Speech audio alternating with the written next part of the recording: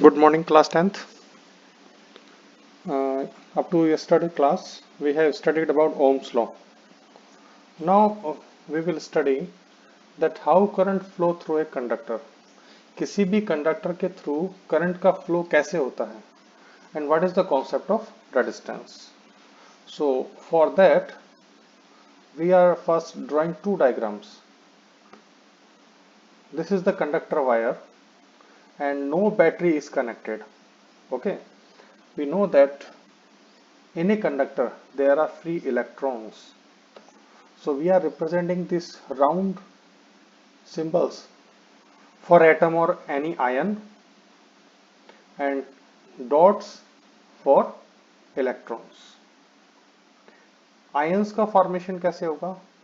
Electron free है, एक electron जब निकल जाएगा तो उस पर पॉजिटिव चार्ज आएगा and that atom become an ion. और अगर सभी इलेक्ट्रॉन्स उस पर हैं तो फिर वो न्यूट्रल है, in that case that will behave as an atom. और एक एटम से इलेक्ट्रॉन निकलने पर वो पॉजिटिव चार्ज एक्वायर करेगा, तभी वो आयन बनेगा। Okay, so these are electrons.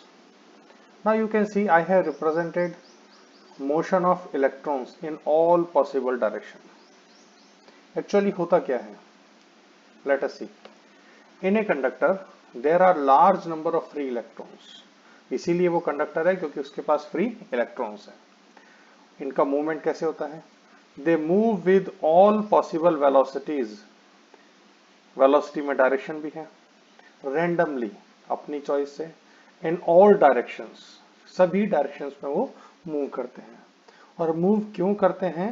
Because they have thermal energy, उनके पास एनर्जी है, इसी कारण से वो मूव कर रहे हैं।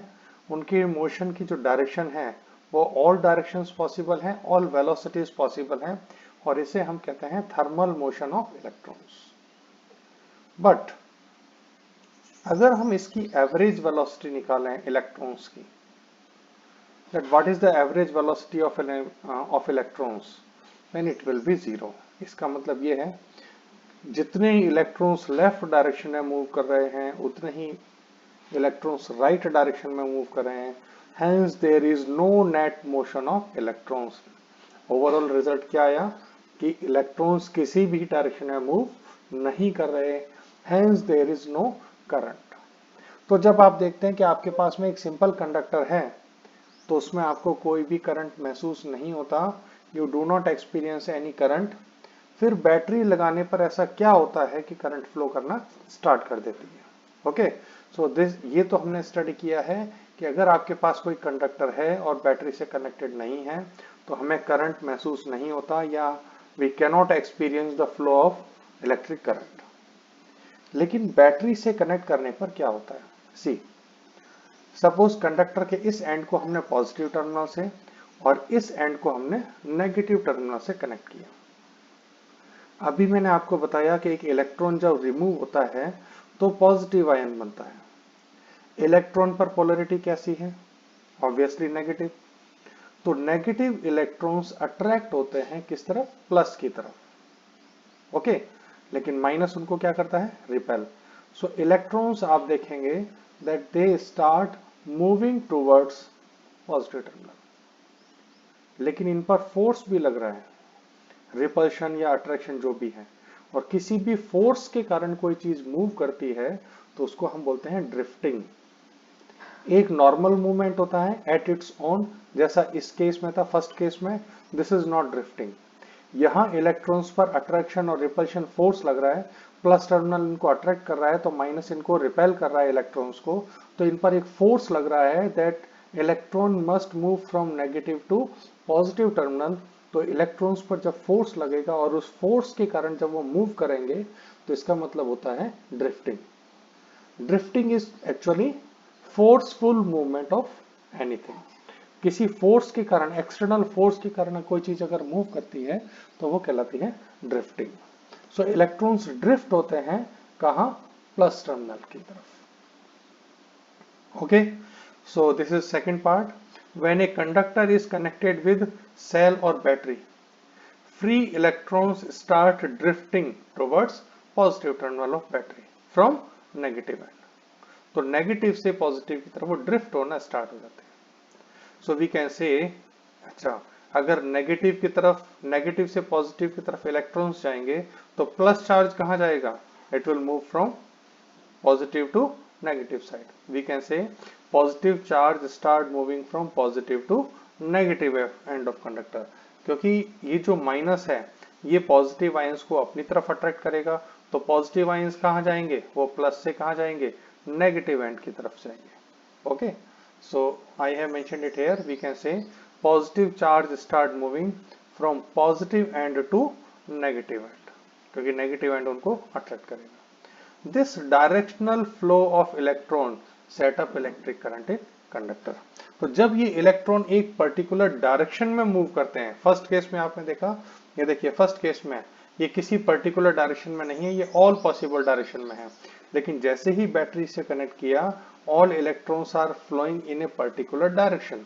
तो जब एक इलेक्ट्रॉन्स पर्टिकुलर डायरेक्शन में फ्लो करते हैं, then this directional flow of electrons set up electric current in conductor. तो इस तरीके से एक कंडक्टर में इलेक्ट्रिक करंट का सेटअप होता है. इलेक्ट्रॉन्स का एक पर्टिकुलर डायरेक्शन में फ्लो कंपलसरी है. जब एक पर्टिकुलर डायरेक्शन में इलेक्ट्रॉन फ्लो करेंगे तभी इलेक्ट्रिक करंट का सेटअप होगा. नाउ हम यहाँ एक वर्ड यूज करेंगे, ड्रिफ्ट स्पीड. इलेक्ट्रॉन्स ड्रिफ्ट होते हैं तो उस समय उनकी जो स्पीड होती है वो कहलाती है drift speed. And the definition is the average speed with which electrons drift in a particular direction when potential difference is applied is called drift speed. मतलब जब आप potential difference apply करते हैं तो electrons एक particular direction में drift होते हैं और उस समय जो speed है that speed is known as drift speed. Okay, फिर ये कॉन्सेप्ट रेजिस्टेंस का कहाँ आया. रेजिस्टेंस का कॉन्सेप्ट क्या है, रेजिस्टेंस का कॉन्सेप्ट भी ड्रिफ्टिंग में ही है. जब ड्रिफ्टिंग होती है तो क्या होता है, so when electrons drift in a direction they collide with other electrons as well as with atoms और आयंस ऑफ कंडक्टर. होता यह है कि जब इलेक्ट्रॉन्स मूव करते हैं माइनस टर्मिनल से प्लस की तरफ तो उनके रास्ते में कौन आते हैं, दूसरे इलेक्ट्रॉन्स, और कौन है, एटम्स है, और क्या है, आयंस है. तो जब इलेक्ट्रॉन इस एक पर्टिकुलर डायरेक्शन में मूव करते हैं तो वो एटम से, आयंस से या इलेक्ट्रॉन से किसी से भी कोलाइड करते हैं, टकराते हैं. और जब भी कॉलिजन होगा उस कॉलिजन का रिजल्ट क्या होगा, इलेक्ट्रॉन्स की स्पीड और डायरेक्शन ये क्या हो जाते हैं, दे गेट चेंज्ड, वो चेंज हो जाते हैं. इसका मतलब क्या हुआ, इस कॉलिजन ने इलेक्ट्रॉन्स के मोशन को अपोज किया या ऑब्स्ट्रक्ट किया. ऑब्स्ट्रक्ट करना भी अपोज करना है. हेंस ऑब्स्ट्रक्शन और opposition offered to drifting electrons due to collision is main cause of electric resistance. तो ये जो कॉलिजन है ये लगातार ऑब्स्ट्रक्ट कर रहे हैं. ये ऐसे ही है कि आपको एक पर्टिकुलर डायरेक्शन में रन करना हो और दूसरे कुछ पर्सन आपको बीच में रोकें तो ये आपके लिए रेजिस्टेंस का काम करेगा, ऑब्स्ट्रक्शन का काम करेगा. Similarly electrons are moving in a particular direction और ये कॉलिजन से उनकी डायरेक्शंस बदल रही है, स्पीड बदल रही है, तो ये जो कॉलिजन है ये ही मेन कॉज है इलेक्ट्रिक रेजिस्टेंस का. Okay, so the cause of electric resistance is the obstruction और opposition offered by the collision. और ये कॉलिजन किस किस के बीच में होंगे, बिटवीन इलेक्ट्रॉन्स एंड एटम्स और आयंस. नाउ दो चीजें आपने स्टडी की. फर्स्ट पार्ट में जब कोई बैटरी नहीं थी उस समय इलेक्ट्रॉन का जो मोशन था वो एक रैंडम मोशन था. और आप ध्यान देखें, the speed of electron in their random motion is approximately 10 to the power 5 metre per second. 10 to the power 5 मतलब लगभग 1 lakh metre per second.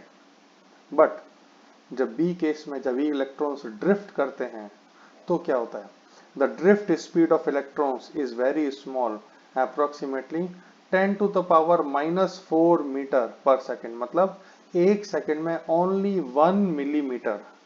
10 to the power -4 metre को अगर आप चेंज करें then it will be 1 mm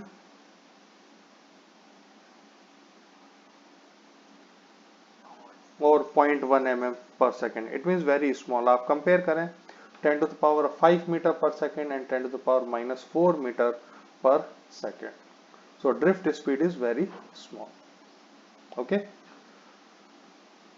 Now we are going to introduce a new concept of property of a conductor, that is resistivity or specific resistance. Resistance is the other thing. Specific resistivity, it is the basic characteristic. Okay. तो अब ये find करते हैं ये क्या है. Now we know that resistance of a conductor is directly proportional to its length. हमें पता है रेजिस्टेंस लेंथ के प्रोपोर्शनल है. लेंथ को आप इंक्रीज करेंगे तो रेजिस्टेंस भी क्या होगा, इंक्रीज होगा. Second thing, resistance of a conductor is inversely proportional to area of cross section. तो resistance is inversely proportional to area of cross section. दोनों प्रॉपर्टीज को आप कंबाइन करें. So combine 1 and 2. So resistance is proportional to L upon A. Remove this proportionality sign. Whenever we remove this proportionality sign, we find a constant. So R is equal to, this symbol is abbreviated as rho, RHO, rho, L upon A. आप इसे रो का formula find करें. Rho is equal to R A upon L. Here rho is a constant and this constant is called resistivity or a specific resistance. So ये जो रो है ये constant तो है, लेकिन ये उस सब्सटेंस की, उस पर्टिकुलर सब्सटेंस की रेजिस्टिविटी और स्पेसिफिक रेजिस्टेंस कहलाता है.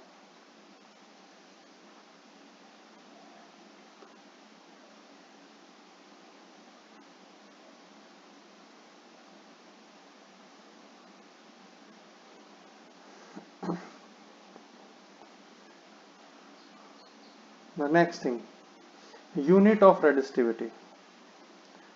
Resistivity is equal to R A upon L. Formula यही है. The unit of resistance is ohm, unit of area is meter square, and unit of length is meter. So meter to meter cancel. So unit of specific resistance or resistivity is ohm meter. Okay. This is not ohm per meter, this is ohm into meter. Per का मतलब divide होता है. So this is ohm meter, or it can be rewritten as symbol ohm and meter. Now how can we calculate resistivity? We are taking a cube whose dimensions are 1 meter. अगर dimensions 1 meter हैं तो आप बताएं इसका area of cross section कितना होगा. 1 meter by 1 meter. Obviously its area of cross section is 1 meter square. Similarly आप एक सिलेंडर भी ले सकते हैं जिसका लेंथ भी 1 मीटर है और एरिया ऑफ क्रॉस सेक्शन भी 1 मीटर स्क्वायर है. यहाँ length of cube is also 1 metre. Okay. Now use this data in this formula. We know that rho is equal to R A upon L. यहाँ पर आप length को 1 metre लें. This length is equal to, you can see, 1 meter, and area of cross section भी ले लें 1 meter square. See this one, area 1 meter square. Here area is 1 meter square. तो अगर आप लेंथ को भी 1 ले लें, एरिया को भी 1 लें, then what left? Then rho is equal to R. मतलब क्या हुआ?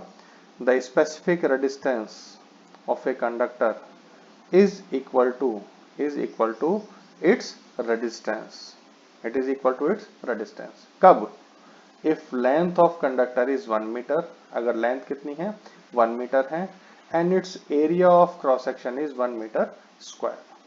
तो अगर आप एक ऐसा कंडक्टर लेते हैं जिसकी लेंथ 1 मीटर है और उसका एरिया ऑफ क्रॉस सेक्शन कितना है 1 मीटर स्क्वायर है, तो उस केस में उस कंडक्टर का रेजिस्टेंस उसके स्पेसिफिक रेजिस्टेंस के इक्वल है. ओके.